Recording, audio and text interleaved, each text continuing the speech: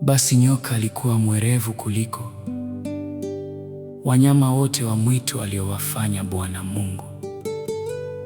Akamwambia mwanamke, ati hivi ndivyo alivyosema Mungu, msile matunda ya miti yote ya bustani. Mwanamke akamwambia nyoka, matunda ya miti ya bustanini twaweza kula, lakini matunda ya mti ulio katikati ya bustani, Mungu amesema, msiale wala msiaguse, msije mkafa. Nyoka akamwambia mwanamke, hakika mtakufa, kwa maana Mungu anajua ya kwamba siku mtakayokula matunda ya mti huo mtafumbuliwa macho, nanyi mtakuwa kama Mungu, mkijua mema na mabaya. Mwanamke alipoona ya kuwa ule mti wafaa kwa chakula, wapendeza macho, na ni mti wa kutamanika kwa maarifa, basi alitwaa katika matunda yake akala, akampa na mumewe, naye akala. Wakafumbuliwa macho wote wawili, wakajijua kuwa wauchi, wakashona majani ya mtini, wakajifanyia nguo. Kisha wakasikia sauti ya Bwana Mungu akitembea bustanini wakati wa jua kupunga. Adamu na mkewe wakajificha kati ya miti ya bustani, Bwana Mungu asiwaone. Bwana Mungu akamwita Adamu, akamwambia, uko wapi? Akasema, nalisikia sauti yako bustanini, nikaogopa kwa kuwa mimi ni uchi, nikajificha.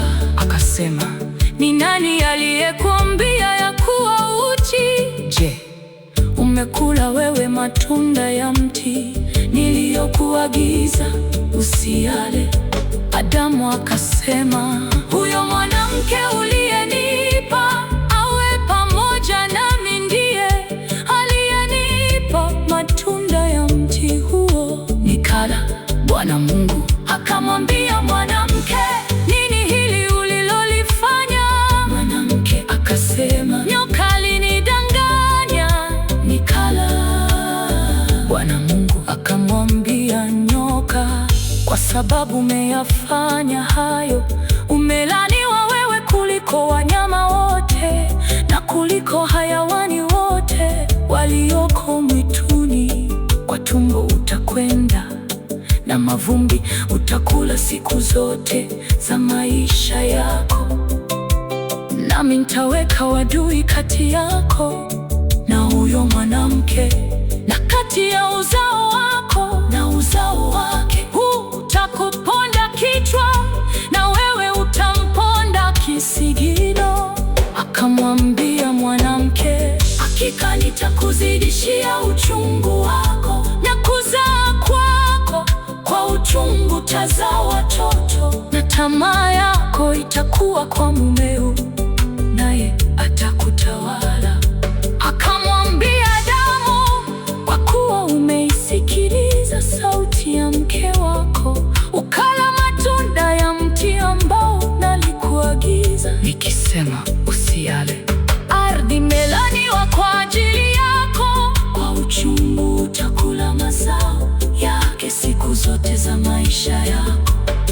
Michongoma na miiba itakuzalia, na utakula mboga za kondeni. Kwa jasho la uso wako utakula chakula, hata utakapoirudia ardhi ambayo katika hiyo ulitwaliwa, kwa maana mavumbi wewe, nawe mavumbini utarudi. Adamu akamwita mkewe jina lake Hawa, kwa kuwa yeye ndiye aliye mama yao wote walio hai. Bwana Mungu akawafanyia Adamu na mkewe mavazi ya ngozi akawavika. Bwana Mungu akasema, basi huyu mtu amekuwa kama mmoja wetu kwa kujua mema na mabaya, na sasa asije akanyosha mkono wake akatwaa matunda ya mti wa uzima akala, akaishi milele. Kwa hiyo Bwana Mungu akamtoa katika bustani ya Edeni